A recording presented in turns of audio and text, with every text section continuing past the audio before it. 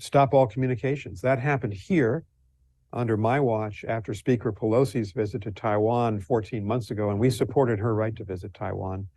The Chinese shut down for a couple of months all communication with our government. I actually had 7 or 8 meetings with then Vice Foreign Minister Xia Feng during this time where we argued about Taiwan, but there was really no cabinet level discussion. After the balloon crisis in early February, the same thing happened. You know, I think we certainly realize, I can only speak for our government, Steve, that it's unstable and it can even be dangerous when 2 great powers like China and the United States are not communicating at a high level. So we determined back in April and May that we had to try to stimulate many more channels of communication and much deeper cabinet level communication. So what's happened since then? Secretary Tony Blinken was here in June. Secretary Janet Yellen was here in July. John Kerry, our climate negotiator, in mid-July. Kissinger, emissary of the United States, but when an 100-year-old historic figure in the U.S. China relationship comes to China and spends 5 hours with President Xi Jinping, came to our embassy and was honored for 3 hours by 700 of us. That was a big moment in the relationship. Secretary Gina Raimondo was here at the end of August. Jake Sullivan, and I was with him. We spent 13 hours in Malta. In Malta, on the island of Malta in the Mediterranean Sea a month ago for very good, practical conversations. And this past week, we had our first congressional delegation in 4+ years. And to have the majority leader of the Senate lead a delegation with 3 Democrats and 3 Republicans, and Senator Mike Crapo of Idaho was the lead Republican, they spoke with one voice. They were engaged with the Chinese leadership. They saw Xi Jinping, Zhao Leji, Wang Yi, Wang Wentao. We are back communicating, and I think that is essential. We have, as you know, Steve, better than anybody, 1,000 differences between our governments. And we have areas where we can work together. But we've got to live in peace. We've got to find a way to communicate. And I think we've done that over the last 5 months. Let's see if we can continue it. I think we can. You asked that question in your opening remarks. I think for the next several months and into 2024, we hope to continue this level of contact. Will we see substantive outcomes? Have we seen substantive outcomes? We'll see. Most of the major differences in the relationship have not been bridged. But the only way you can bridge them or manage the differences, because sometimes differences cannot be bridged. Our differences with China over Taiwan are not going to be easily bridged, but can we manage the differences in such a way that we are frank with each other? We in the United States defend our position as we have to do, but we don't descend into conflict. That, I think, is the key test of diplomacy, and that's what animates the men and women of our U.S. mission here in China. Has your access to both the official and unofficial China, so universities, think tanks, as well as official China, the government, changed during this period of increased contact? Do you have better access than you did in the days when you first arrived? It's changed dramatically. Along with this new phase in the relationship, obviously, I've been in many meetings with President Xi Jinping, Premier Li Qiang, of course, Foreign Minister Wang Yi. There were times, just to provide the point of comparison, say after the Speaker Pelosi's visit, following the balloon incident, I was not, and my colleagues in the U.S. mission were not welcome on university campuses. We're not welcome to visit provincial cities and meet with local officials. That has all changed. Now, I have meetings with, I met the party secretary in Changsha a couple of weeks ago. We had a very good meeting. We didn't agree on everything. And I think the government here has made a decision that we need to be engaged. Here's the way we look at it, Steve. China and the United States are the 2 strongest military powers in the world. We're the 2 strongest economic powers in the world. We're really the only 2 countries that have true global reach around the world. We are in a historic competition and rivalry with each other. There's no other way to describe that relationship. And that rivalry or competition is likely to extend well into the next decade. So the test for us is, can we compete and yet also find ways to work together when it's possible? Climate change, global public health, food security, agriculture, fentanyl. We should come back to it because that was a major issue this week with the congressional delegation. And can we find a way to do that and make sure that we have enough connectivity with each other that we don't end up in a situation of conflict? I would say that encapsulates those 3 points: competition, engagement, and making sure that we're living without conflict. That encapsulates, I think, what both countries have to do in this very complicated relationship. Mm-hmm. We've sanctioned, I saw in the press conference that you and the senators had after the visit that there was a lot of talk about fentanyl, which obviously is killing enormous numbers of Americans. Yeah. The Chinese say that one of the problems is we have sanctioned those in the Ministry of Public Security that need to deal with these issues. Is there some conversation about how this can go forward? We're trying to work our way through this problem. The diplomatic problem is that the Chinese refuse, as of now, to have a sustained conversation with us for how we can work to prevent Chinese companies from exporting precursor chemicals to the drug cartels in Mexico. And 90% of the precursor chemicals that the drug cartels use come from China, Chinese companies. How can we prevent that from happening? The government here has a lot of authority. It can exercise that authority. They do complain that we've sanctioned, the United States sanctioned the Institute of Forensic Science, which is one of the labs in the Ministry of Public Security, but that was for reasons having to do with human rights violations in Xinjiang, nothing to do with narcotics. And here's how we've communicated this problem and how the senators did as well. We understand that fentanyl is the largest cause of death of Americans 18 to 49. It is a true social and public health crisis in the United States. We understand that we have a responsibility as Americans to deal with that problem of demand at home. China has a responsibility to stop the flow of precursor chemicals to the drug cartels. We've got to work on this together. As you know, Senator Schumer spoke about this publicly, as did I this week. And we said that we had raised this with President Xi Jinping at some length and in some degree of detail, as well as the other leaders. We're going to keep doing that. I do think the government here understands we have to talk, but here's the diplomatic conundrum. How do we do that? Under what conditions? And I can tell you I'm working, my staff and I, my colleagues, very hard on that. Great. We're going to go to questions from the audience, but let me just ask the question that's on a lot of people's mind is will President Biden meet with President Xi on the sidelines of the APEC meeting in mid-November?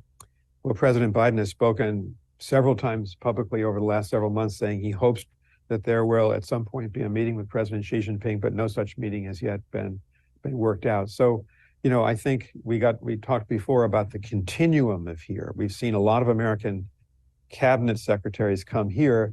We've had Wang Wentao, the very able commerce minister, in Washington in the spring.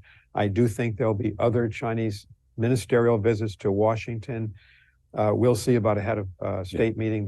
That's for the White House to announce when that's set up. Yeah, I have to say your plea in Washington to have senators and congressmen come. They actually came, and the Chinese government could hear directly from the Congress was really remarkably successful. That really, I don't know if people appreciate what a hard hill that was to climb. You know, Steve, this might be, for your audience, because your audience is so well informed. You and I have talked about this personally. Yes. We had not had a Secretary of State and a Secretary of Treasury and a Secretary of Commerce come to this city, Beijing, in 5 years. We hadn't had a single member of Congress here in 4 years. This has been just a strange situation where we've actually, our people-to-people contacts have been decoupled at the official level and the unofficial level. So we are determined to keep this level of contact going. And I hope that more members of Congress will come.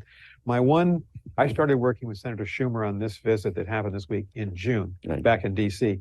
My one piece of advice, which I think the members have accepted, is please, partisan delegations, show the Chinese people and government that we are united back home, the two parties, and I think they are, on the larger policy that we're trying to pursue. Yeah, it's a great accomplishment. But the purpose of Chinatown Hall is to allow audiences to kind of ask you directly some questions. So our first question comes from Zoe Zhang, who's at the University of Rochester.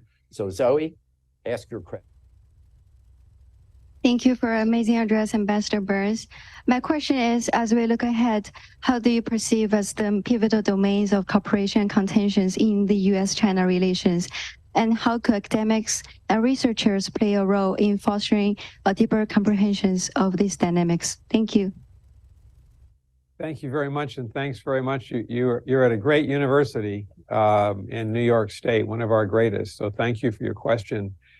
You know, I do think that citizens can play, who are not part of the government either in China and the United States, can play a big role. Steve and I were just talking about a decoupling, if you will, not of our economies, we're not in favor of that, but of our official contacts. That is definitely true of the citizen contacts. I'll give you some data points. Tourism, Chinese tourism in the United States, American tourism in China has plummeted. One data point, in 2019, there were 1.2 million Chinese tourists in Los Angeles alone. And I think last year, 160,000. Second data point, we have now roughly 300,000 Chinese students in the United States. Our embassy and consulates here have just granted over 90,000 student visas. So that to Chinese students. So that number is going to go up. But as recently as 2015, we had about 15,000 American students here in China. We now have, we think, about 350. So one of our major priorities is to try to reconnect the citizens of China and the United States, students, NGO, academic leaders, members of Congress, because that's the ballast in the relationship for the short term. And getting young Americans over here to do what Steve Orleans did as a young man, come over here, learn Mandarin, understand the Chinese people and culture and history, become a lifelong expert, so that 20 or 30 years from now, our university professors, our university presidents, and our secretaries of state and ambassadors have had some experience in this country. That's critical. And I do think the Chinese are meeting us more than halfway. In fact, it's interesting, President Xi mentioned the other day to us that he had written 4 American citizens, and he has. I've followed this in the People's Daily over the last couple of months. And there's some resonance here. I mean, the Chinese remember the Flying Tigers. Right. And 2 of the senators here, Senator John Kennedy and Senator Bill Cassidy, are both from Louisiana, and we stood in my office with a statue of General Claire Chennault, the leader of the Flying Tigers. And that gets a big reception, Steve, on Chinese social media when you do that. So I think we as Americans, whatever we think of the U.S. China relationship, whether we are, wherever we are in the spectrum and what party Americans are in, we've got to commit to a long-term relationship with China on the people-to-people level. Yeah. So thank you, Zoe, for a good question. Well, you know, on the people-to-people, we need more flights. We do. It only took me 24 hours to reach Beijing this time. That's all. That's all, right. I mean, I got to experience Istanbul because I flew back through Turkey. But we're supposed to go to 48 by December 31, and I hope. When I was at the Chinese embassy for the National Day reception, Xie Feng says, we hope we see a doubling of that early in 2024. Is that on the horizon? We're working hard on it. And for those who may not be aware of it, because you haven't tried to get here, Steve and I have had to fly back and forth. Pre-pandemic, there were about 340 direct flights per week between the United States and China. Right now, there are 24 direct flights per week. That is doubling this month. So it'll be 48 flights by the end of this month. And we do hope to make further progress. This is a very complex set of issues. This is a bilateral set of issues. So our U.S. Department of Transportation works with the civil air authorities here in China. They have to agree on the air routes because, of course, reciprocity is important. We don't want air routes that would be a disadvantage to United Airlines, American Airlines, and Delta, the 3 American carriers, versus the Chinese competition. We're working hard in it. We understand the people relations back unless people can fly back and forth. Yeah. I was pleased last night, the first time in many years where there was a lost American tourist in front of my hotel, and I had to help them get a taxi, which was, I was very happy. We see very few American tourists. That's right. It is actually, it is changing. Yeah. It's quite striking, and it's been 8 weeks between my visits, and there is a difference. We are seeing. Can I add one more thing? Secretary Gina Raimondo is here. She's responsible for tourism in our government. And she agreed with the Chinese Minister of Culture, that's his responsibility, Minister He, that there will be a U.S. China tourism summit in Xi'an in the spring of 2024, and then another summit in the United States in 2025. And we're working hard on this. The Chinese government did a good thing before Secretary Raimondo's visit. They have enabled group tourism from China to the U.S. That's how most Chinese get to the U.S. So I think we'll see an increase in tourism, maybe slowly but surely. Yeah. Business ties have kind of been the ballast of U.S.-China relations for decades and decades. In the most recent Shanghai Chamber survey, the U.S. Chamber in Shanghai, American Chamber in Shanghai, the tension in U.S.-China relations was the biggest issue for them. You talked about that with the Chinese government over the last few weeks. Yes. What are the major challenges that you're facing? And are these working groups that have now been set up, are they going to help deal with some of these issues? I think so. What Steve is referring to is that during the George W. Bush, Barack Obama, and Donald Trump administrations, at least the beginning of the Trump administration, we had these very elaborate joint commissions on all sorts of subjects. So you had hundreds of officials meeting every year. That was all ended by President Trump. Our administration came in and said, we agree with that. Those commissions probably outlived their useful life. But we've gone back to the idea that you do need practical working groups. So just this past summer, we've created 4 commercial working groups. That was Secretary Raimondo. 2 Treasury-led groups. That was Secretary Yellen. And 2 agriculture groups. And that's a big part of our relationship. And that was Secretary Vilsack. So we're reconnecting. And, you know, it is important that we have regular meetings of our government officials. And in the commerce ones, we're bringing the private sector into the room with us to see if we can resolve practical problems. So I'm hopeful about that. We've just begun it. So I can't tell you it's been a roaring success yet. But the idea that we'd sit down together, and we had not been doing this for several years, I think is a very good one. Now, China's economy is obviously slowing. We argue about how much it's slowing. What will be the impact on U.S.-China relations? Well, that, as you said, our economic relationship in many ways has been the center of gravity for the last 50 years. We have a $690 billion two-way trade relationship. China's our 3rd largest trade partner after Mexico and Canada. We were with the party secretary, Chen Jining, the senators and I last Saturday evening in Shanghai, very dramatic, right on the Bund, looking at Pudong. And he said there are 640 American businesses in Shanghai alone. And so we have an enormous presence here, and China does in the United States. That is important for the global economy. We're the 2 largest economies. It's important for both of our countries. I know that the Chinese say, and the U.S. China Business Council says, about 1 million American jobs depend on trade with China. So we've kind of planted our flag, Steve, on this issue. We are not in favor, our administration, the United States, of decoupling the 2 economies. We think that would be, in the words of our Secretary of the Treasury, disastrous. We are, and I'm working very hard on this, trying to help American companies succeed here. What we have done is gone to a term called de-risking, which the European Union has done as well. And that is, and the lessons of COVID have taught us, you don't want to be unusually dependent on any other country, certainly not in a rival country like China, for critical materials and critical supplies. And we're not willing to sell certain advanced technology, like advanced semiconductors, to the Chinese that could be used by the People's Liberation Army to compete with us. And so we have shut down that trade, and we take that very seriously, and that is non-negotiable. The Chinese are unhappy about it, but ironically, they're doing the same thing. They have been de-risking for at least 7 or 8 years without saying it, and they're certainly not willing to sell into the United States their most advanced technology. So I think we're seeing a shutdown on some of these technologies, and the president's executive order of August, which is going to put limits or even stop American investment into China in advanced semiconductors, in AI, for instance, some quantum information technologies. With that exception, companies can trade here.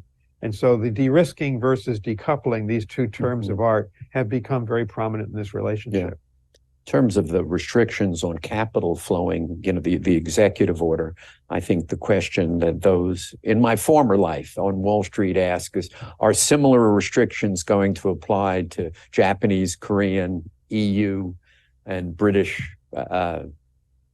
companies? Otherwise, we the Americans are simply ceding the market to others. Well, that's a complicated subject, and I'm not able to go into all aspects of that, but suffice it to say, I mean, just to call a spade here, China's our greatest rival. And as Jake Sullivan, our national security advisor, said publicly, when we announced these sanctions a year ago, these sanctions on the sale of advanced semiconductors, we're not doing this for commercial reasons to give an advantage to an American company. We're doing it for national security reasons. No government would ever sell its most advanced technology that can be used for military purposes to your strongest rival. Mm-hmm. And so we've done something that is unassailably in the national interest in shutting down this trade. I agree on technology, on capital. I'm not so sure. Let's go to the next question, which is from Sarah Canet, joining us from the University of Toronto. First time we've ever had a question from Canada. Hi, ambassadors.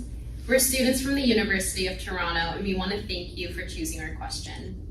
My name is Sarah Conte, and with my fellow classmate, we wanted to ask you how the United States should respond to China's Belt and Road Initiative, especially toward its trade relationship with European Union.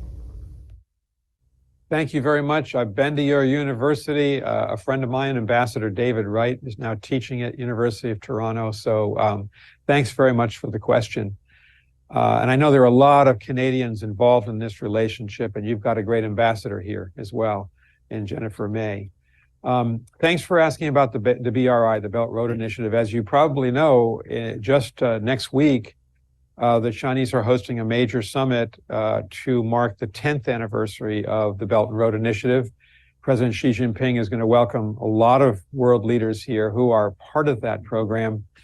Look, our view is that China has a right to put forward a program that it believes is in its interest. We think that program obviously has produced in some of its recipient countries a high degree of debt. And so we're not out campaigning against the Belt and Road Initiative. It's China's decision to go forward with it in its next phase. But countries have to beware of becoming unusually dependent on Chinese aid and on mounting debt. And we've seen examples of that in Sri Lanka and Zambia and elsewhere. But what's more important is not to say what we're against, it's to say what we're for. And you probably know that at the last G20 meeting, the United States and Canada and Britain and the European Union agreed that we should have our own program that would try to give badly needed infrastructure support to countries of the global South without leading to indebtedness, and to do it in a way that worker rights and human rights and sustainability are built into the program, which we believe are not always built in to the Chinese programs. So I would say this is an area of healthy competition. We refer to this word competition before. It takes on many dimensions. We're competing for military influence and power in the Indo-Pacific. We've talked about the technology competition. There's obviously a competition of ideas. We Americans and Canadians believe in human rights, the freedom of speech and religion, the freedom of the press, the freedom of assembly. The Chinese government does not. And we have a different idea of how development aid should take place in the world, and building in respect for worker rights, human rights, against slave labor. Those are important principles that Canada, the U.S., and other countries can undertake. So I think it's part of the competition on the global side, the stage between China and many of the democratic countries in the world.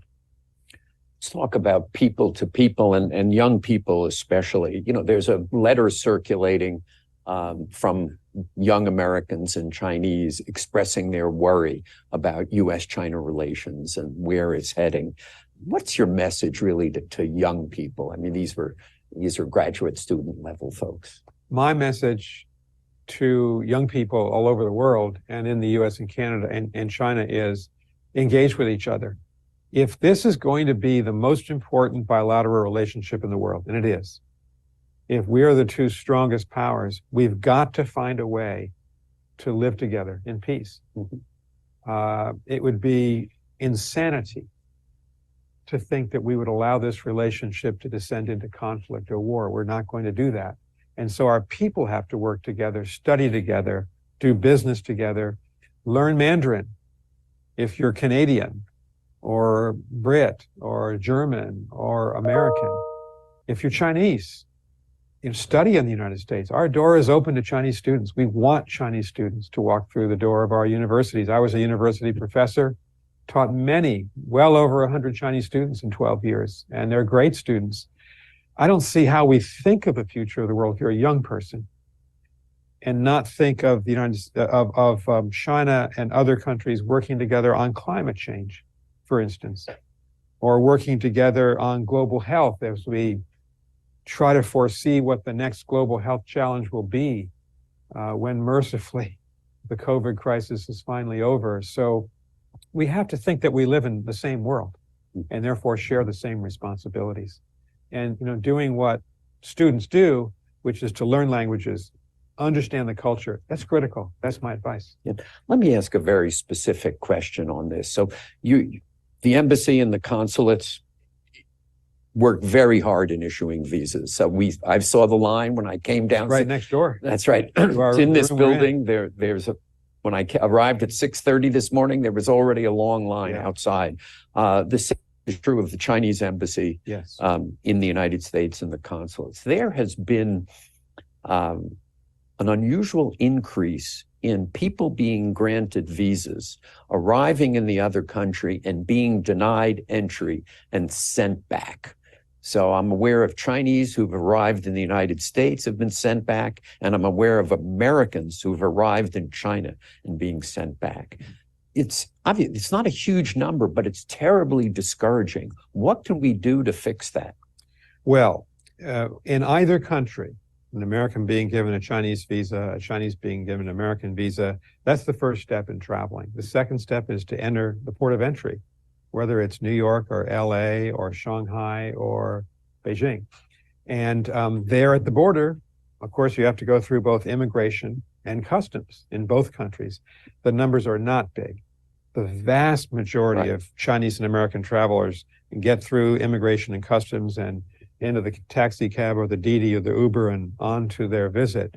It does happen from time to time. We know it happens to Americans coming into China, and we also know it happens to Chinese citizens coming into our country.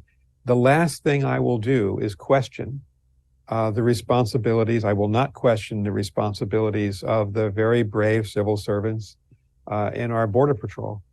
Their responsibility is to defend the United States, to keep out of the United States people who should not be in the country. So I don't want to question them. All I do want to say is these are practical problems. There are some cases where the Chinese government or our government might say, well, that shouldn't have happened. It won't happen again. But I think it's a problem we're going to have to deal with, given the lack of trust in the relationship, given the level of competition. The one thing that President Biden has been clear about just in the last couple of days is, you know, we firmly reject anti-Asian violence or sentiment in the United States. And he and Secretary Blinken have spoken out against this multiple times. We just had a terrible incident happen in San Francisco at the Chinese consulate, where an individual who I don't know if he has been identified yet because he was killed in the process, crashed his car right into the consulate window.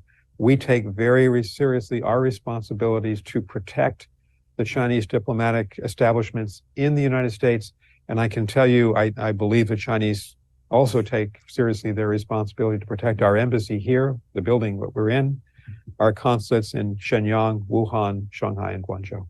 Yeah.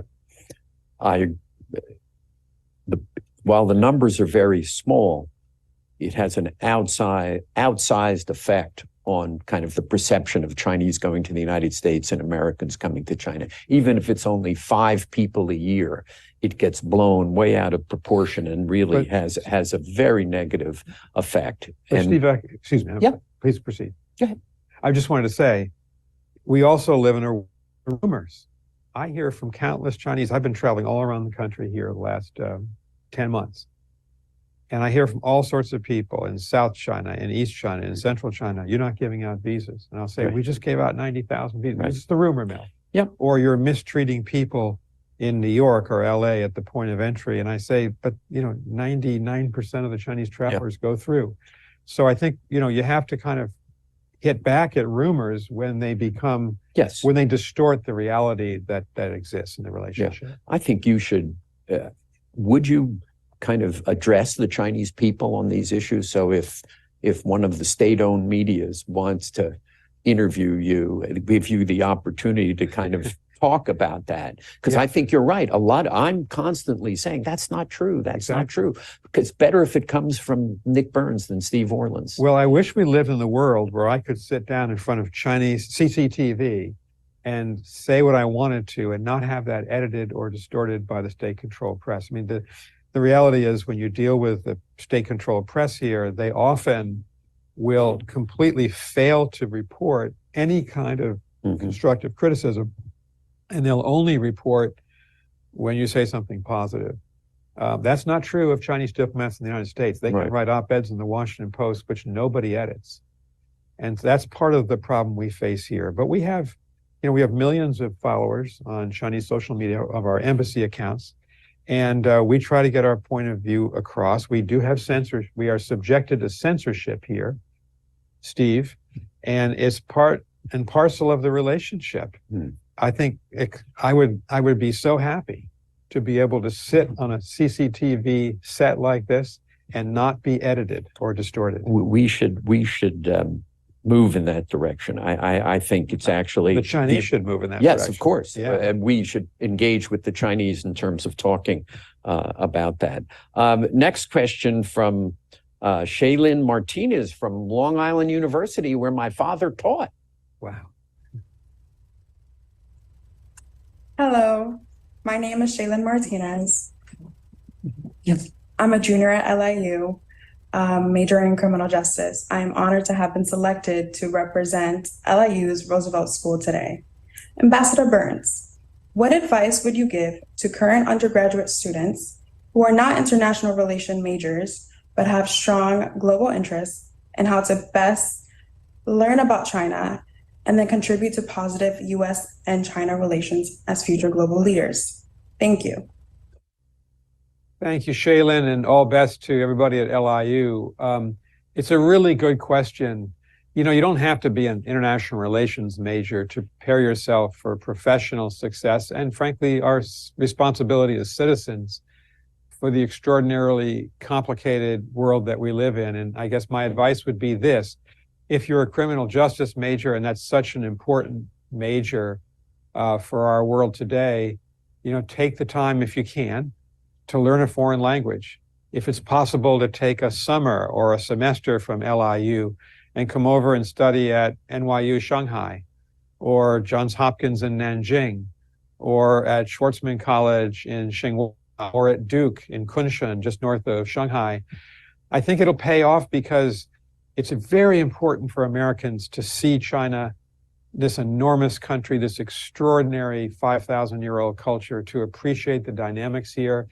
And I'd say that I give the same advice to students at Nanjing University or Fudan University. I'm going to be at the university in Dalian, northeast of here, next week, and I'll give that advice. Americans and Chinese need to meet each other at a young age to understand there's a human connection there. And that I think the issue of climate change is probably the one that connects young Americans and young Chinese best, we're the two largest carbon emitters. China's 31% of all global emissions. We're about 11. We have to take responsibility together. So that'd be my advice to you, Shailin. Next question is from my old friend, Dr. Dennis Simon, who's in Durham, North Carolina. Thanks, Steve. And Mr. Ambassador, thank you and your staff very much for all your hard work trying to stabilize and revitalize the bilateral relationship. As you know, science and technology cooperation have played a very important role and a very constructive role in the bilateral relationship.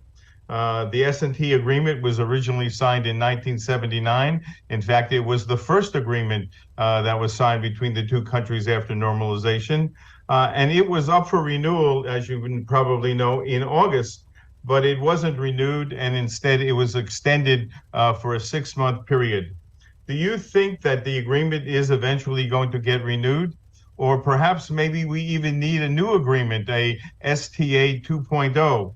I think that the failure to come up with some kind of new workable agreement could prove detrimental to the long-term interests of both China and the United States, as well as the rest of the world. So where do you think we're headed here? Dr. Simon, thank you very much. This is an active issue. As you say, the agreement expired in late August. We extended it. Both countries extended it for 6 months. I went over and talked to the Science and Technology Minister of China during that week, and we agreed, let's extend it for 6 months. We're now in negotiations. You know, I don't know if this can be concluded quickly. Obviously, technology has become one of the key competitive points in our relationship. If you think, and you know this very well, you think about artificial intelligence, machine learning, quantum information systems, biotechnology, there's a commercial competition there, but some of these technologies are being militarized. Our most profound responsibility is to keep our most advanced technology out of the hands of the People's Liberation Army here. That's the kind of thing we're shutting down. So that's one of the issues, just one, but an important one in these negotiations. And I think this agreement certainly needs to be modernized and brought up to date, given the rapid pace of technological transformation between our two societies. It remains to be seen whether we can reach an agreement here. And I just wanted to be frank about that. The only other point I'd make is we deal with 1,000 issues out here in this relationship. It's very broad. We have 47 U.S. government agencies here working on every aspect. I would say that technology has become the heart of the competition between our two countries, because not only does it have a commercial impact, which economy is going to be dominant, but a military impact. We have, I would say, a sacred obligation to make sure that the United States military remains the #1 military in the Indo-Pacific. It is in no way possible for us to allow the Chinese to overtake us in military power, and the science and technology issues are at the heart of that competition. So we take this very seriously. When Secretary Raimondo was here, she said she would not negotiate or compromise on our national security imperatives. I have taken, of course, the same stance, and we're led by our president, who has given us that instruction. Next question from Chris Higginbotham, who's joining us from Kansas City, Missouri. Hi, thank you. Ambassador Burns, I've seen you riding the high-speed rails across China on social media, and it's clear to me and others that you share President Biden's passion for train travel. Do you engage with your local passengers on these journeys, and can you share any memorable interactions or insights you have with the Chinese citizens? Hey, Chris, thank you very much. All best for the Kansas City Chiefs this year and the NFL. Great team. I really love train travel. You know, if you've been to China, you've seen the extraordinary high-speed trains here. So for instance, when I go to Shanghai, most often, it's about 4.5 hours between Beijing and Shanghai. It's faster by plane. I prefer the train because, you know, when you take that trip, you cross the Yellow River, which is, it's like the Missouri River of China. Then you cross the Yangtze, and that's like the Mississippi of China. You see the great cities. You roll through Nanjing before you get to Shanghai. It's extraordinary. I've been to Xi'an by train. I've been to Wuhan by train, and it's just the best way to travel. And you know, I don't travel first class. I travel second class because the U.S. government, I think, quite rightly wants us to economize. And so, you know, you sit next to a Chinese person, you talk, you walk up and down the aisle, and you say hello to people. And I've told Steve I'm desperately trying to learn Mandarin. I've got very, you know, How's it going? I'm a struggling student of Mandarin. The tones are difficult, but you know, you try out your Mandarin on people. It's a way to engage. You know, diplomacy can be very isolated. You can live in a bubble, and I don't want to live in a bubble. So I prefer the trains, and I'm going to keep traveling by the trains. I usually will do some social media, and it's interesting how that has a resonance. The Chinese people respect when you are with them.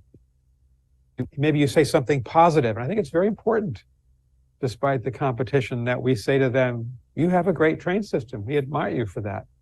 Yeah. And so thanks for the question, Chris.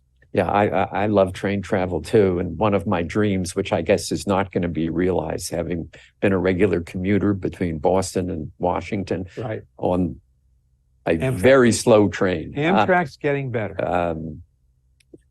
We're making the largest investment in the history of Amtrak. And that's because of President Biden and the infrastructure bill. Yes, well, he, of course, is the Amtrak president, but we're not. Any chance we can use Chinese high-speed technology in the United States on that rail line, which would improve my life markedly? I'm not aware that we're going to use Chinese technology. I think this is going to be an all-American process. But you know, Mitch Landrieu, who runs this infrastructure program, but the person who knows more about Amtrak than anybody else is President Biden. We are going to see, I think, a dramatic, over time, improvement, because I'm a Bostonian, in that travel of Boston, New York, Philadelphia, Baltimore, Washington. But it's never going to be like New York. And Wilmington. It won't be like New York to Shanghai. I mean, the Beijing to Shanghai. Well, you never know. You were ambassador to NATO. You worked on Russia when you were in the National Security Council. Yeah. What does that relationship look like from the U.S. Embassy, Beijing? The relationship between China and Russia, and how are we viewing that? Well, China and Russia declared February 4th, 2022, a no-limits partnership. China's paid a heavy price for that in its support for Russia in the Ukraine, in the brutal invasion of Ukraine. Europe has rejected that. NATO and the EU have called China a systemic rival, in part because of that. In our view, it was poor choice. Putin and Russia are a pariah. They've broken all the red lines, through the red lines of the UN Charter. They've invaded another country illegally. And so I think that the American position here has been strengthened in both our relationship with Europe vis-a-vis China, and certainly if you look at the vast strengthening of the U.S.-Japan alliance, the U.S.-South Korean alliance, the U.S.-Filipino alliance, the Quad with India, the United States, Japan, and Australia, the development of AUKUS, Australia, US, and UK. I think as a consequence of that, Steve, countries are flocking to the United States because there's a fear that an axis of Russia and China, perhaps with Iran and North Korea, those three of them are nuclear weapons powers. None of them are democracies. Several of them are major human rights violators. This has not been a good choice in our judgment. You heard that from our congressional delegation this week. I mean, very forthright in those views. And we hope that China will use its influence on the Russian government to end the war in Ukraine. And we have also said that we are watching to make sure that China does not provide lethal military assistance to Russia for that war. We don't believe it has lethal military assistance, but we're watching. So it's really been a seminal event in the U.S.-China relationship, but also in the way that other countries are reacting to China because of this choice. Is China trying to mediate an end? They've obviously sent an envoy. It's not clear what the results have been. They sent Ambassador Li Hui. I met with him, had a long talk with him about this. They don't appear to be mediating. They have established a 12-point position paper, but they do not appear to be really trying to actively mediate between Ukraine and Russia. We're reaching our closing hour, but so you're talking right now to tens of thousands of Americans in all walks of life. That's the point of Chinatown Hall. What's the most important message that you want to give them? That about the U.S.-China relationship, this is an enormously complicated relationship. But I think we have to face the fact it's going to be highly competitive in the areas that I talked about: security, technology, economics and trade, human rights. And we have to defend our interests, and we have to be tough-minded. At the same time, we've got to work with China, where our interests align on climate and on, they have to do so much more on fentanyl. We can work together on global health. And third, and here I'm going to really represent the words of President Biden, we have to keep the peace between our countries. And so we need greater military-to-military contacts to do that, Steve. And we have to think of the future as the United States and China sharing the planet and living with each other despite these enormous differences while we compete. That is a very difficult equilibrium, but it is our fate. And I can tell you, I couldn't be more proud of the women and men of the American mission here. You're in our embassy building. We have a top-notch group of people. We are dedicated to representing our country. And, you know, some days we get up and think, we've got a lot of headaches here and roadblocks, but most other days we get up and say, as public servants, would we be anywhere else at this time in the U.S.-China relationship to represent our great country? So we're going to keep at it. And I would hope that the National Committee all of you out there would visit China, learn the language, and try to build more bridges between our societies. Let me pay tribute to Steve, to the National Committee. You're the big organization that tries to connect us. We need you. And I know you'll keep doing it, and I want to praise you for that. Well, this hour certainly has confirmed why you have had such a storied diplomatic career. It was just an incredibly informative hour. I thank you all for joining us in China, in Canada, and in the United States. And I thank Ambassador Burns and his staff for making this such a successful hour. Thank you so much. Thank you, Steve. Pleasure. Thanks, everybody.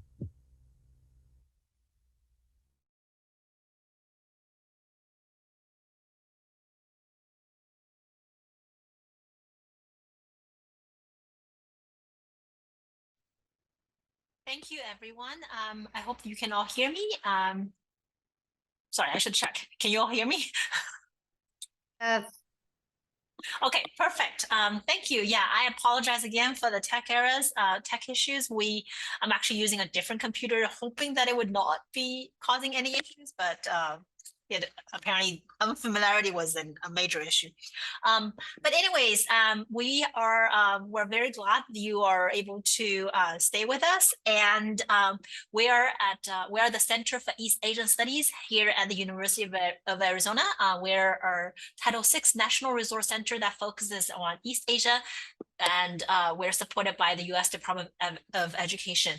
And in the chat very soon, you will see a link where you can subscribe to our newsletters and information about events, future events and whatnot. So please consider subscribing to us. And here for the next hour or so, we're very honored to have Lucy Hornby here with us. Lucy Hornby, Miss Hornby is currently living in Tucson. She has spent 20 years working in Asia with a focus on China and economics. She has served as the Deputy Bureau Chief for the Financial Times, as well as reporting for Reuters and Dow Jones. Currently, she's a non-resident senior associate at the Center for Strategic and International Studies in Washington, D.C. So we're very honored to have Lucy here. And please feel free to type your questions in the chat for Lucy, and I will give the floor to Lucy now. Thanks very much, Wenhao. Can everybody hear me? We're good? Okay, good. Look, I appreciate you all joining us today. It's really one of the striking things I think about being an American is that we have an active citizenry and that for all of us, us as reporters, but also as citizens, that debating foreign policy, learning from it is such a vital part of our polity. And I think that's really great. I wanted to kick off just by saying that a year ago, I moderated an in-person session at Harvard after the National Town Hall, same format. But then I was by far the oldest person in the room. Everybody else was Harvard students or grad students, about half Chinese nationals, half Americans. And the atmosphere in the room was really different. It was very emotional, and people were very anxious because these were people who had committed a lot of their young lives already to learning English in the case of the Chinese, to learning Chinese in the case of the Americans. And they were looking at Cold War 2.0 coming down the corridor at them. And they were wondering if they were going to be stuck in the middle, or if all that time was going to be wasted, if there was no hope for them for a career as a global citizen. The Chinese students in the room were doubly anxious because back at home in China at the time, their friends and families were in a very severe lockdown as part of China's zero COVID policy. And it was also very tense politically ahead of the third term of Xi Jinping. So we ended up having a very emotional discussion, I think, but also a very powerful one. And so I really hope that this time too, we can have a good dialogue and a good discourse. And I wanted to give a special shout out before I started to the Osher Lifelong Learning Institute. I think I met some of you guys a few weeks ago at the Tucson Chinese Cultural Center. One of the pleasures of moving to Arizona was to find what strong language programs were available for my kids, both at the public schools and at the cultural center where they're learning Chinese. Also to find out that the public schools offered very strong programs in Spanish. So it was really great to move to Tucson and to see that there's this ethos of training people up to be international citizens, global citizens. So with that, I think maybe it would be great to jump straight to Q&A if you guys would like to.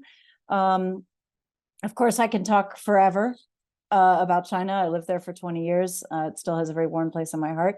But I think it's a lot more interesting to discuss than it is just to listen to a monologue. So I'm happy to start the discussion.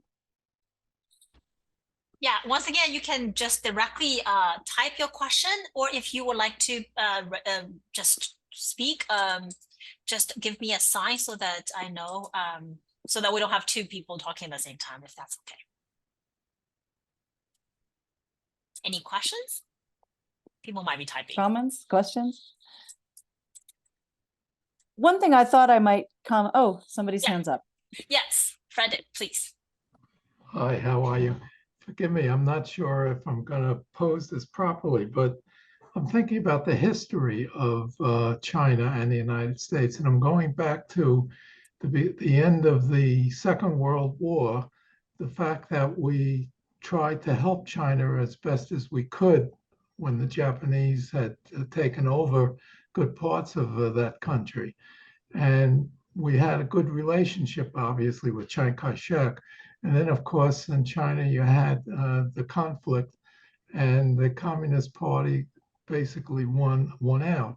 But what I'm concerned about is, aren't there any people in China who feel somewhat close to the United States as a result of what happened during World War II and what we tried to do to help them?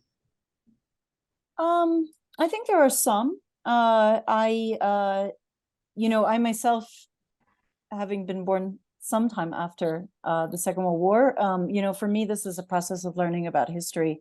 And I think it's not a history that's taught very often in China, partly because the focus in China, very much at the time was that the Second World War intersected with the Chinese Civil War, and then also the splitting of the world into two camps, the Soviet camp and the American camp. And the Chinese communists, at least at first, were very much a part of the Soviet camp. So I think that history of cooperation during the Japanese occupation kind of got lost pretty significantly. because of the communist victory in the Chinese Civil War. And at least for the first decade, they were very much part of the Soviet umbrella. Now, later there was the Sino-Soviet split. And of course, with the reform period, much closer relationship with the United States again. I did once travel to a place, a really amazing place, if you can ever go, called Tanzhong. It's on the border of China and Myanmar. Fantastic landscape. It's these volcanic nubs everywhere. And then this half jungle, half volcanic landscape. It's really quite striking. And there, that's where the Burma Road was being built. So Chinese were chopping down the jungle, trying to build the Burma Road. Of course, you know about the Flying Tigers, which were bringing supplies in by plane, but you couldn't get the same volume in as you could by land. And so, there's tremendous interest there, both in the cooperation with the Americans, but also with a sense of reconciliation within China. So Tanzhong is one of the few places in China where soldiers who fought the Japanese under the KMT were not persecuted under the communist era. And so it's a place that's symbolic for domestic reconciliation, as well as for that international concept. That said, I would say the vast majority of Chinese who have positive experiences in the United States have a positive experience because they've been able to study here, been able to travel here, been able to work for American companies investing in China, learned English from from Americans teaching in China. There's really a lot of goodwill towards the United States on the part of the Chinese people. And I think a lot of that has been built up really since 1979. Yeah, I can resonate with that because I remember when I was in college in China, Friends was hugely popular among people it still is very popular among people who are interested in learning English, and Family Album USA was like the video people would watch to learn English. We have another question. When you visit China, are you being watched and listened to, even in your hotel room or bathroom? I feel sorry for anyone who's listening to anyone else in the bathroom. I think, look, I was a journalist. And so as a journalist, our phones were tapped. Most of the time it was very, very passive. Occasionally we would sense that the other person was involved, or sometimes we would get feedback through other channels that our conversations had been monitored. We were not usually followed when we were in Beijing or Shanghai, but if you went to a smaller town, it was certainly not unusual to be followed. I think if you're a normal tourist, you really don't have to worry about that. So, if you're coming in, you're part of a tour, you're seeing the Great Wall, you're seeing the Forbidden City, you're staying in a hotel, I really don't think you need to feel like somebody is, looking over your shoulder in that way. So, I think that even though China has a large number of people to throw at the problem of monitoring foreigners, there's a real hierarchy of who needs to be monitored. And for the most part, I think tourists are very welcome and should feel very comfortable. Yeah, I've actually taken students on study abroad programs to China several times before. There's another question in chat from David Peets, our colleague. David says, Lucy, I missed the first 5 minutes of the local program, so perhaps you addressed this already, but if not, could you reflect upon your career as a journalist in China during that 20-year period? How has journalism or foreign reporting changed over that period? Well, I think the biggest change that people should be aware of is that the journalism industry in the United States, the number of newspapers, the number of news outlets, has suffered greatly in the last 20 years. And so that impacts not only the quality of our local news, the quality of our national news, but it also impacts the quality of our international news. It's very expensive to keep an international bureau open. And when I first got to China as a journalist, even the Baltimore Sun had its own reporter in Beijing. And that, I don't know if any of you are familiar with the Baltimore Sun now, but it's a much shrunken version of what it used to be. Chicago Tribune has closed. The LA Times kept journalists in China for a while. I'm not sure if they still can. San Francisco Chronicle used to have people, no longer does. The New York Times, which has expanded a lot during this period of decimation for the rest of the rest of the world, the rest of American journalism. They've actually expanded their bureau. Bloomberg News, Reuters News have very large bureaus in Beijing and in Shanghai, but overall, the ability of the American news industry to sustain that kind of overseas presence has suffered quite a lot. And probably actually China has been the place where you feel that the least. Because China was so important economically, there was always a market for news coming out of China. But you've seen our American journalism cut back around the world, Africa, South America, in Russia, obviously, foreign bureaus have been closed. People have been forced out. But there's a big economic reason too, why it's been reduced. And so I think that is something to be aware of, that our ability as journalists to reflect the world to our readers is impacted if we're not there. And so, obviously, as journalists, we do appreciate whatever you as readers can do to subscribe, to support local media and regional and national media, because that's what keeps us alive, and that's what keeps those channels of information alive. Thank you. Clara, I see that you have your hand up. Oh, I have a question. I watched the first half of this with Nicholas Burns, the ambassador to China, and it was just so impressive. He recommended that we connect with the Chinese by traveling to their country and them traveling to our country. I've been to China in the 90s 3 different times, and I absolutely loved it.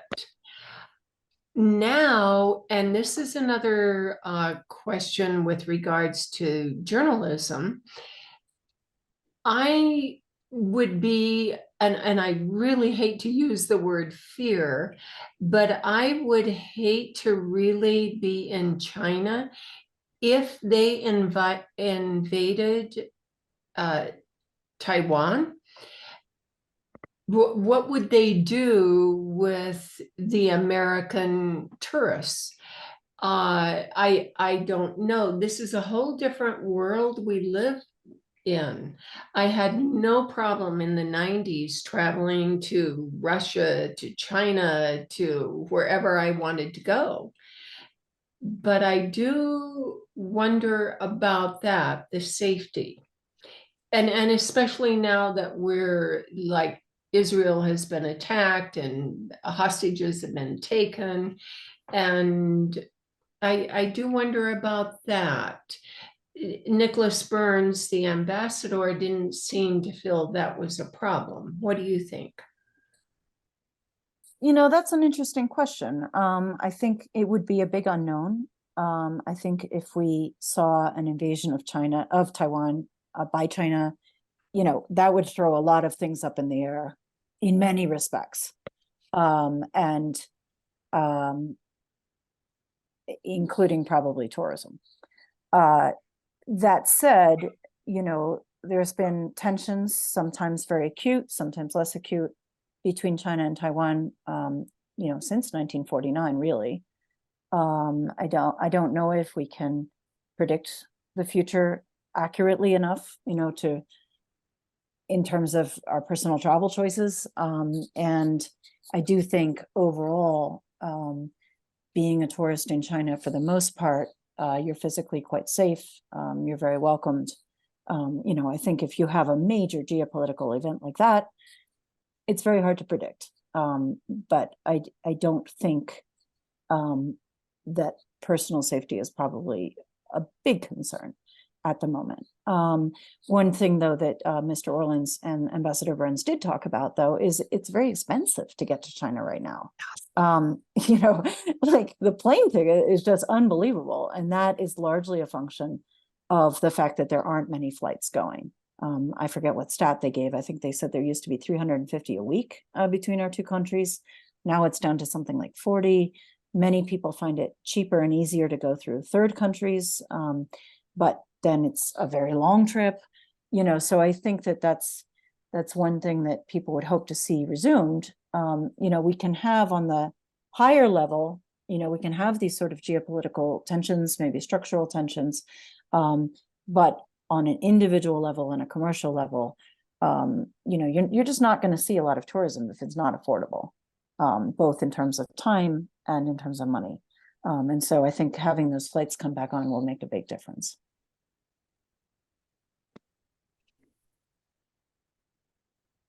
Oh, we have another question here. In the chat. I have friends who are Taiwan natives living in the US.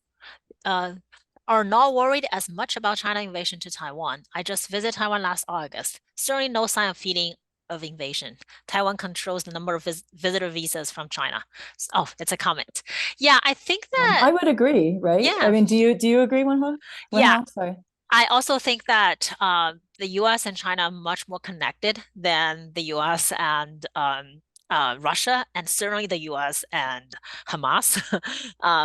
We have so much connections. We have such a big stake economically, academically, economically, politically. I think that I'm a Chinese citizen in the US, and there are so many of us here in the US too. I think that, I think it's a big uncertainty. Sure, we don't know what's going to happen in the future, but I'm not worried about that prospect at this point. So I was also in Taiwan this summer. I had a very interesting interview with the foreign minister of Taiwan and also with their new digital affairs minister, who's an extremely impressive person. I agree that the sense of urgency around China possibly invading Taiwan is much lower in Taiwan than it is in Washington. Yes. Now, that said, it's hard to say who's right, and I think there have been moments when people are very worried that China could launch a blitz invasion of Taiwan. And if it did, there'd be huge loss of life and it would be over quite quickly. That said, though, I think for China, the considerations are more than just military, right? The considerations are also about China's place in the world, China's ability to attract foreign investment. So I think, there's a number of considerations that are in China's calculation around Taiwan. And I also found the Taiwanese were quite adamant that, they needed to simultaneously negotiate with both sides, but also take care of their own defense, and there was an active debate going on in Taiwan as to how that could be best done. And so, I think like I said, it's tensions that rise and fall over time. But I definitely think, sometimes in Washington, people get a very black and white calculus of how and when things might happen. But in Taiwan, it's a much more subtle calculation of the relationship, both between these two great superpowers that they're challenged between, but also their relationship with other nations and other economies. And it's really interesting to see how subtly the Taiwanese are constantly navigating that. Yeah. Okay, we have another question from Diana. Yes, it appears that China is very much on the verge of a very serious real estate crisis. And I wonder if that was an area where foreign investment, perhaps the U.S., could be some assistance. That's it. So,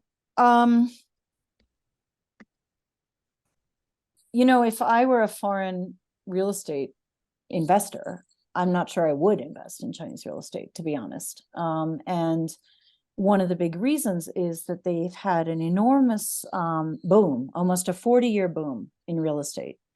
And, in some respects, it resembled the United States after the Second World War and in the 1950s.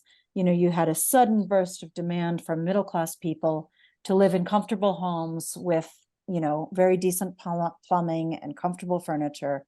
But you had 1.4 billion of those people And so that just fueled an unbelievably sized boom in the real estate sector. The problem is that they overshot big time. Okay. And the other problem is that a lot of those apartments and homes were built in places where people don't necessarily want to be. And a third problem is that China for a long time tried to prevent any company from ever going bankrupt and also prevent home prices from ever dropping. And so that contributed to this insane overcapacity, right? And, you know, the difference in the United States is that we have very regional fluctuations in our real estate sectors. And so when you overbuild in one place, you know, for instance, I remember stories about in California in maybe the 80s where movie companies would buy whole subdivisions, you know, just to burn them down for the movie because nobody was, in that particular locale, people had built too many houses and nobody was buying them. In China, they didn't have that. And so they just have this immense capacity of homes that aren't being lived in. They still have shortages in some key places like Shanghai and Beijing where people want to live, but you just have a huge overbuilding in many other places. And so it's natural that it should slow down. It's just not natural that it should slow down all at once everywhere. And that's partly because they kept inflating that bubble across the nation for so many years. So personally, you know, I wouldn't put my money in Chinese real estate at the moment. Of course, you're welcome to make your own calculations. But, you know, I think people really need to look at local supply and demand before making any investment, and especially in Chinese real estate. And another question from David Brooks. Oh, you're muted.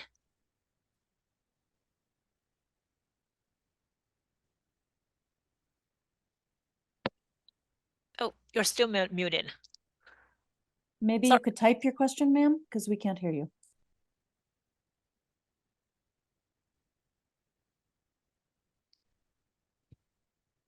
Okay. Better? Yeah. Yeah. Oh. Okay. So my eldest son, graduated from high school in the 80s when there was this huge momentum to go to China. You know, he really went over there. He got a scholarship to study at the Chinese University of Hong Kong for a year and learn the language and do all these wonderful things that people are talking about now, you know, they mentioned it. And then, you know, under President Xi, of course, China took over Hong Kong in 97 again. And anyway, basically the faculty that were over there, the people who were running the South China Morning Post, that was shut down. Free press in Hong Kong was shut down. And I went over there 3 times during this period. And I was totally impressed, you know, with Hong Kong and, like you say, the train systems and the technology.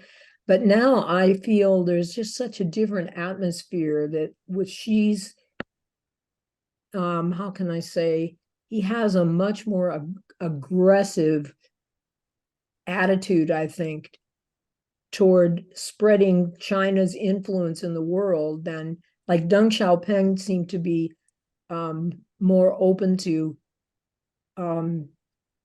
having businesses cooperate with each other, you know, in the U.S. and China, having this cooperation. And I don't know, what do you think about that? I mean, am I overreacting to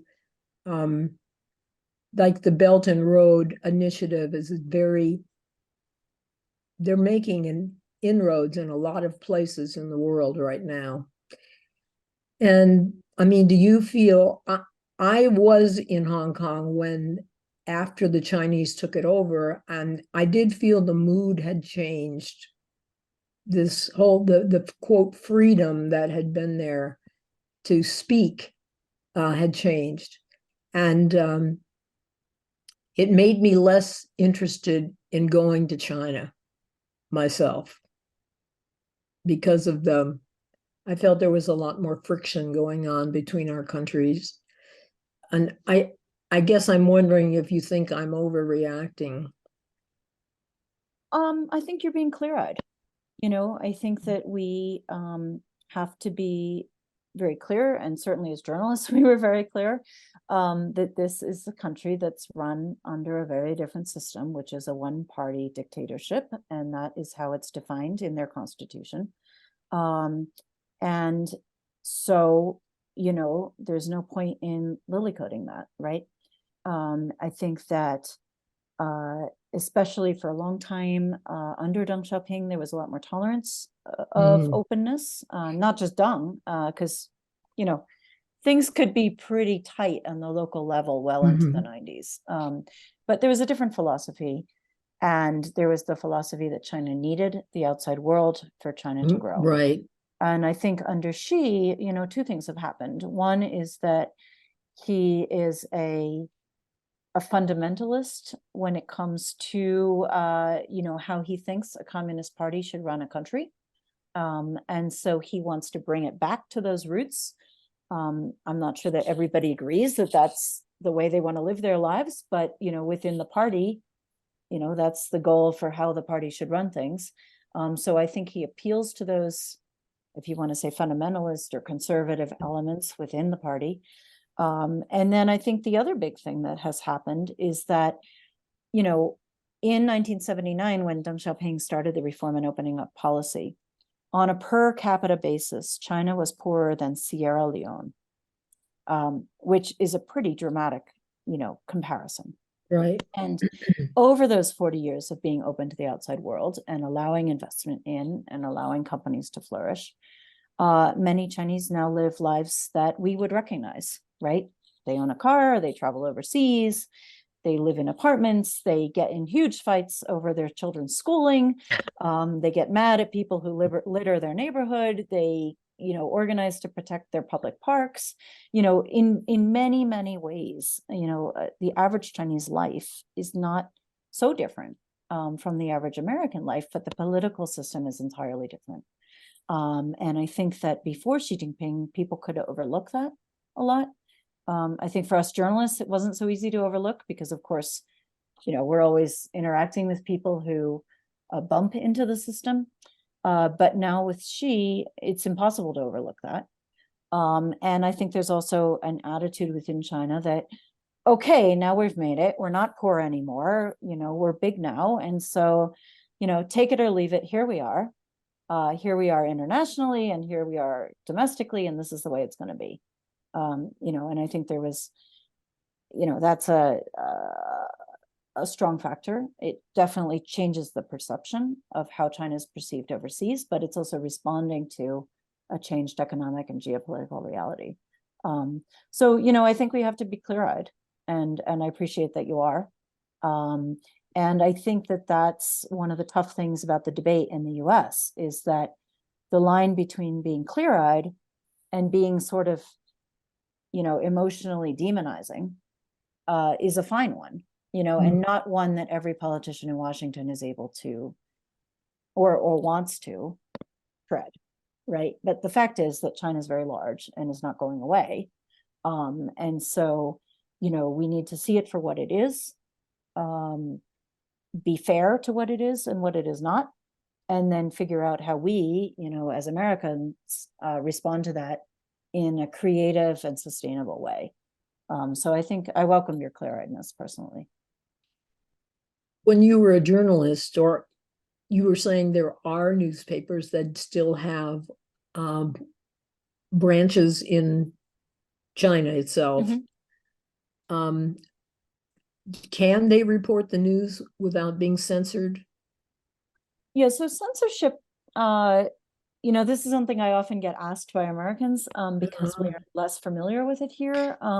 Censorship works in two ways, right? So one way is that I know something and I want to say it and you stop me from saying it, right? Either you threaten and harass me as an individual, maybe you threaten and harass my family, maybe you put pressure on my editor, maybe you close my newspaper, maybe you shut my website.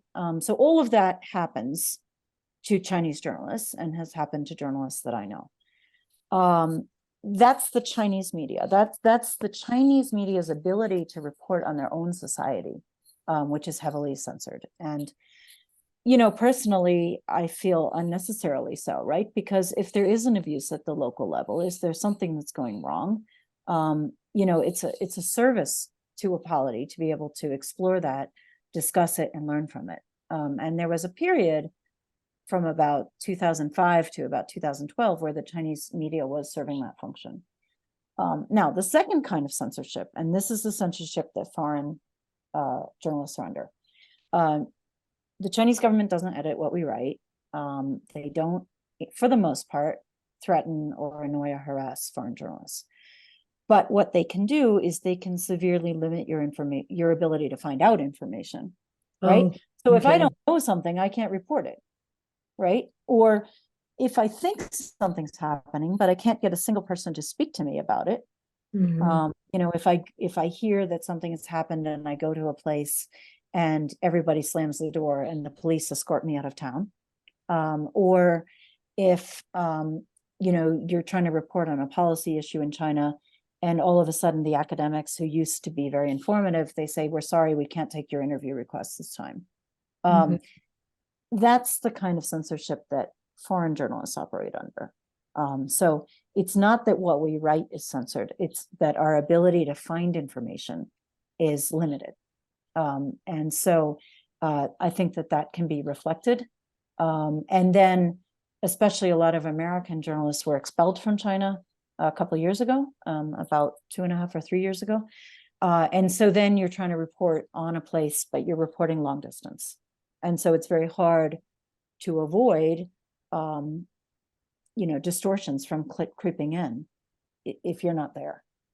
So I think it's a very dynamic situation, and one that you're right to appreciate and be concerned about, but it's not a case of the Chinese government censoring what foreign journalists are writing in that sense. Yeah. Is there still a strong feeling of, you know, I used to teach a class on China at the high school level. And I learned in my studies how horrible the West was to China in the 19th century and in the early 20th century. The British basically took over Hong Kong, and other European countries also carved out China, and that China had become very paranoid about the West because of what we had done to them. So is that fear still there in China, that they are cautious about doing business with the Europeans and the US? And But So before I'll Lucy, answer this very quickly, and then I'll move on to the next question. yeah, we have to Okay. move on to next Yeah, question. so I think Chinese are very sensitive about their sovereignty and about their ability to run their own country. And Mhm. because, as you said, when the Chinese Empire was severely weakened in the 19th century, in the 1800s, there were foreign incursions, far less than in other countries, right? I mean, people directly colonized Africa and other parts of Asia. China wasn't directly colonized, but it is true that, you know, Americans were running the entire customs service. British were doing, you know, running other services, and certain cities had foreign jurisdiction. And so they're very hypersensitive to that, and sensitive to their own sovereignty, which is understandable.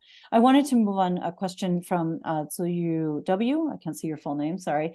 It's a question about U.S. diplomats and some constraints they operated under. I have to say I don't know, but I do know that during the COVID restrictions in China, those restrictions applied to everybody.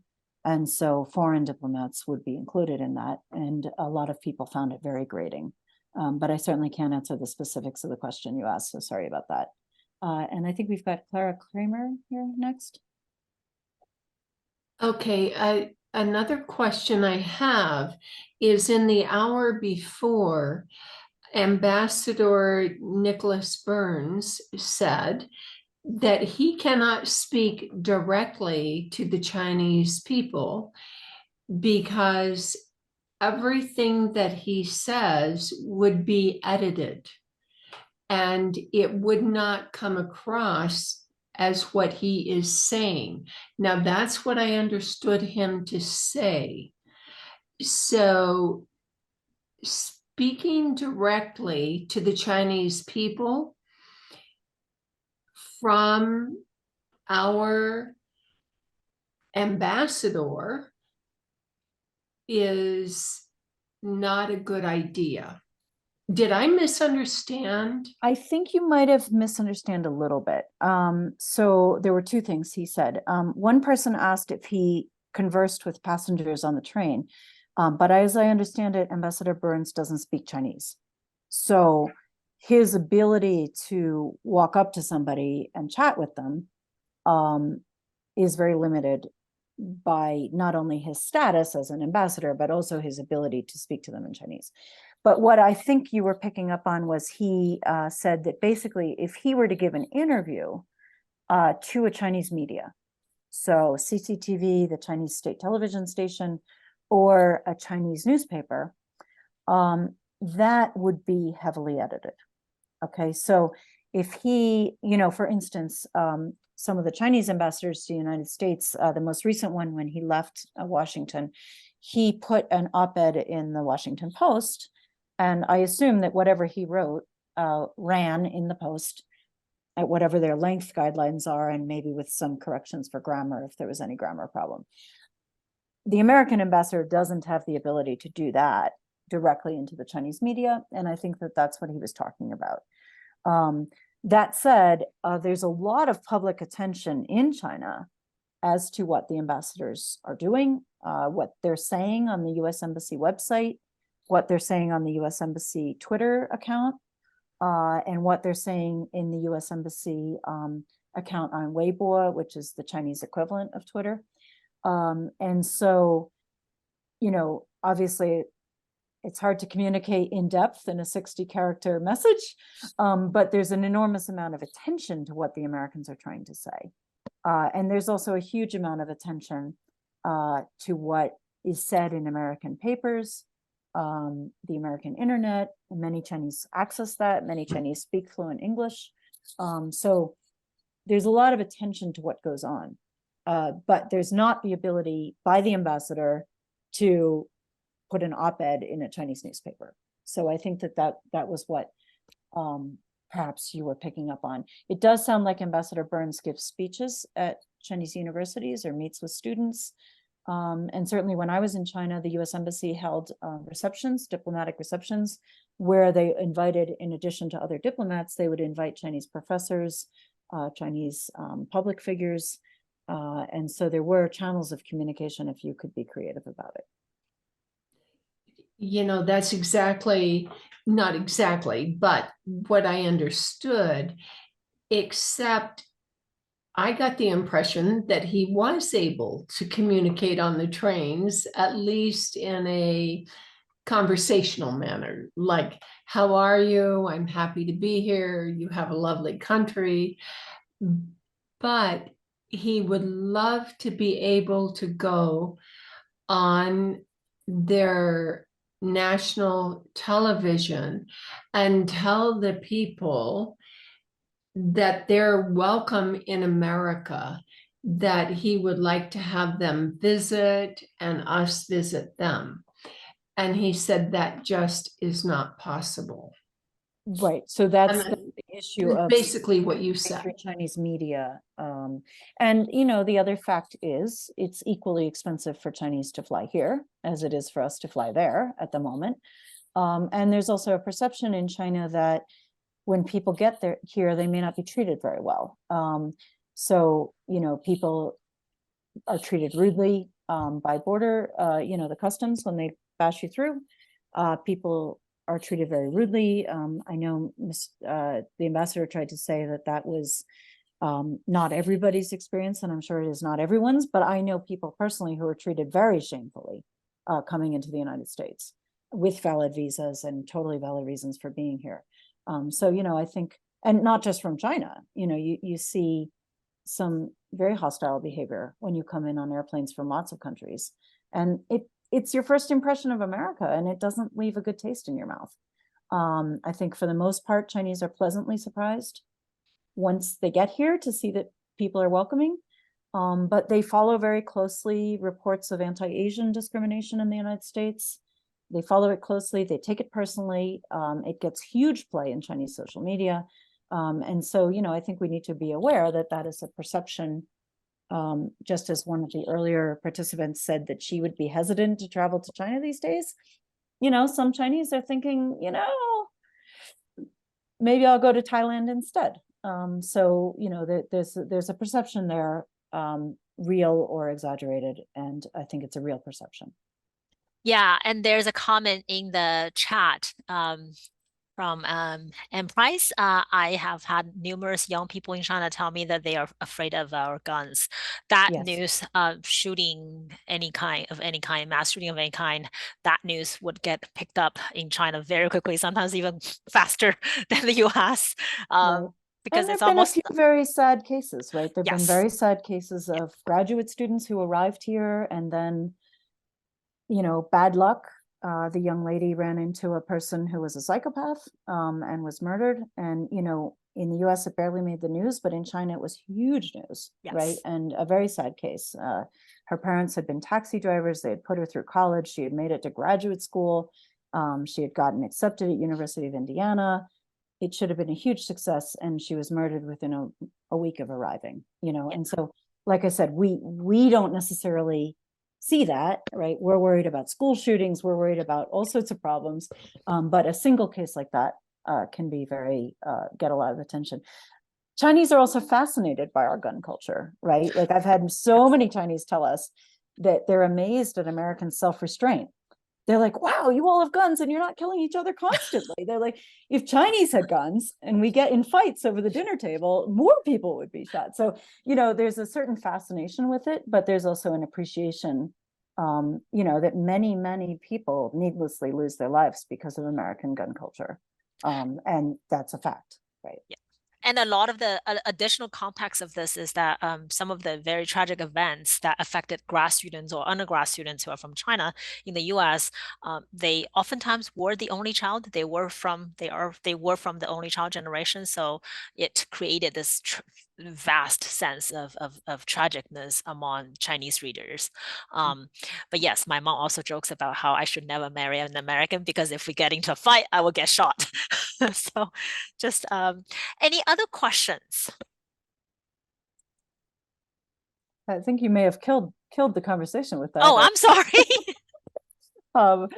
Hopefully not. Yeah. Final Barbara? question. Barbara, Yeah. okay. I want to turn these things on. Do you hear me? Yes. Yes. Okay. I'm very interested. Do you know anything about the Chinese right now actions and attitude toward Tibet? I was very involved with Tibet at one point. Now I'm not so much, and I don't get the news or the information. But perhaps you know, is it still the way it was, or has it softened a bit, or what? This is a very sad story. So, you know, there was a period where, I mean, obviously China rules Tibet.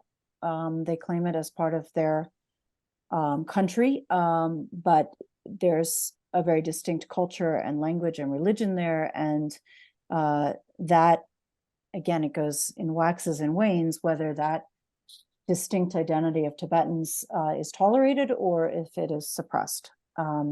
And from about the 80s until about 2008, Tibetans were gaining increasing freedom to pursue their identities, to pursue their religion, and to be citizens of China and Tibetans at the same time. But since 2008, there's been a severe crackdown in Tibet. Many people who advocated for Tibetan language, Tibetan culture were jailed or harassed. People, you know, there was this period of opening in terms of Tibetan religion that was reversed and wound back down. There are numerous cases of incursion on Tibetan lands, especially by mining companies. You know, so these can be very local disputes. People want to protect their land against these incursions by mining companies or by road building companies or whatever it is. There can be unrest as a result, and then the clampdown comes very, very hard. And so there's been a real move backwards in terms of the freedoms that Tibetans enjoy. And that dates to about 2008, when there was ethnic rioting in the city of Lhasa. The Center now, for the you know- Center for East Asian Studies is co-hosting or sponsoring a film festival, a Tibetan film festival here in Tucson. So if you subscribe to our newsletters and social media, you will also see more information about that. Sorry, please go ahead. No, I just wonder whether it's gotten better or worse. You say since 2008, but we're already at 2024 almost. And is it in any way improved, or just not? They're waiting their time when the kids grow up and then they'll know Chinese and forget about being Tibetan. I think that's the general plan, yes. So Tibetan in particular, efforts to have Tibetan language in schools have been radically reduced. Yeah. And there's a big push to have Tibetan children educated in boarding schools in mainland China. And so they become disacculturated, if you will. Yeah. So it's becoming less actively hostile, but the change from Tibetan to Chinese is going on among children, then, is what you're saying, I think. Yeah, the state policy is sinicization. Okay, thank you. I think we probably have time for one more. Is that right, Yeah. Wenhao? Yeah. Do we have any more questions? Oh, yes. From David Peets again. Having spent 20 years living in and reporting from China, what would you say are some of the largest misunderstandings Americans may have regarding China? Well, I think a big one that's come up recently is the idea that all Chinese are spies, right? Or all Chinese students are spies. And that's frankly ridiculous. You know, the vast majority of Chinese people are very similarly to the vast majority of American people, right? They're patriotic about their country. They want to live a comfortable, happy life, and they want to be a respected part of the world. And so I think that, you know, one of the unfortunate things, well, good and bad, right? I think that we have had a much more in-depth conversation within the country about China as a rising power, about our economic engagement with China. I think the Trump administration really put that on the table squarely. So in a way, I think it has been healthy to have that become a part of our national dialogue. But in many cases, you know, you look at what, frankly, is an exaggerated caricature of people, and, you know, it just doesn't make any sense. It doesn't match with what I know of individuals, right? So, you know, I think we have to be very careful, right? We're debating our place in the world. We're debating how we become a bipolar world again for the first time after America's was the sole superpower for decades. We got used to that. We need to find a new way of staying relevant and creative and forceful in the world without retreating into isolationism or bullying. And, you know, that's a challenge in many, many respects, right? It's a challenge to how to do it. But I don't think that stereotyping individuals is a very helpful way to go about it. I think what we want to do is have a very clear-eyed and fair understanding of what we're dealing with, the good and the bad, how it impacts the rest of the world, how our actions impact the rest of the world, and proceed from there. But the stereotyping of individuals and of the whole system, I find to be a little bit unhelpful. I think we actually have a few more minutes, and I do have a question for you, Lucy. I know that we privately chatted about this. Now, you know, after over 20 years in Asia, now here you are in the American Southwest, in Tucson of all places. How does that feel? How does China feel to you? Does that still feel important to you living here in Tucson, Arizona? And why should people here care about this relationship? Well, certainly in Tucson, you know, Asia seems a lot further away than it does in New York or in Boston, you know, and geopolitics in general I look out at these mountains behind my house and I think, wow, the mountains are high and the emperor is far away, which is a Chinese saying, right? But at the same time, I've been really encouraged, right? I've been encouraged to see, participation like from your group, curiosity from a lot of people. And, it's really obvious that in Arizona too, how this plays out will matter, right? It'll matter to all of our pension plans, right? Many of which are invested in economic growth overseas as well as at home. It'll matter to universities. So American universities are very dependent on foreign students who pay full tuition. It matters for the industries in Arizona. So Raytheon is a big investor in Tucson. Of course, they're a weapons and engineering firm. TSMC, which is the premier Taiwanese chip maker, they are digging ground as we speak for a new plant in Phoenix. So, there's many ways in which the things that are happening outside really affect the economic interests here.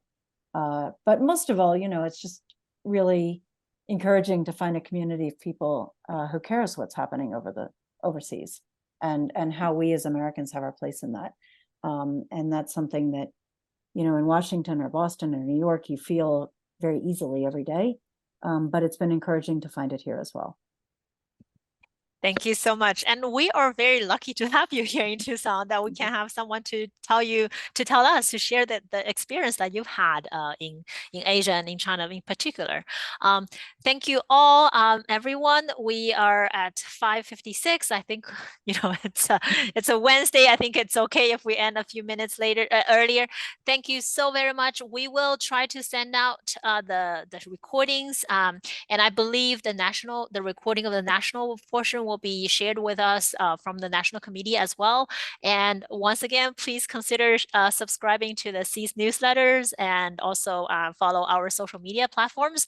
And you will find that we have a fairly great lineup for the rest of the semester. We have, as I have said, we have the Tibetan Film Festival coming up at the Loft Cinema, I believe. We also have events about South Korea and the U.S. camp in South Korea. And we will have photography showcase as well. And we also have a Japanese author coming to Tucson to talk about the Japanese literature. So we really have a lot going on. And thank you all, and thank you so much, Lucy. It's truly a pleasure. Thank you. It was very informative. Thank you very much. Oh, thank you, and have a good dinner, everybody, and a good evening. Bye.